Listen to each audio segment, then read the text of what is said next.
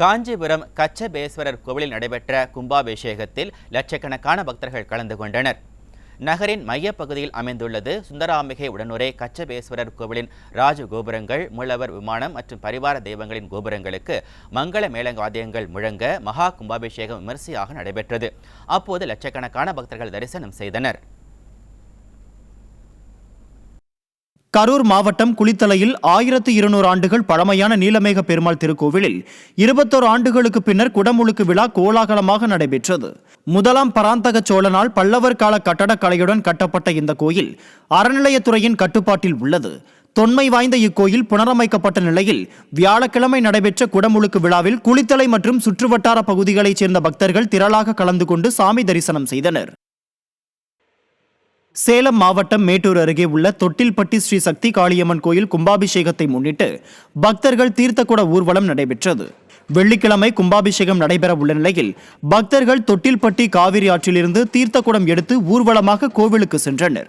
அப்போது பம்பை மேளவாத்தியங்கள் முழங்க வான வேடிக்கையுடன் பசு, குதிரை, காளைகள் ஊர்வலத்துடன் அழைத்து வரப்பட்டது.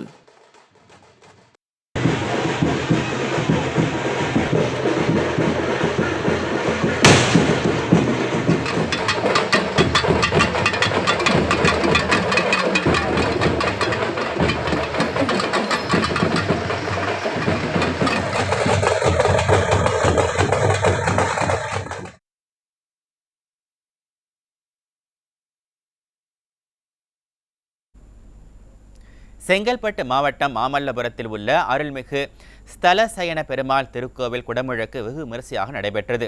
108 திவ்ய தேசங்களில் 63வது திவ்ய தேசமாக விளங்கும் 1000 ஆண்டுகள் பழமையான இந்த கோவிலில் 25 ஆண்டுகளுக்கு பிறகு குடமுழுக்கு நடைபெற்றது.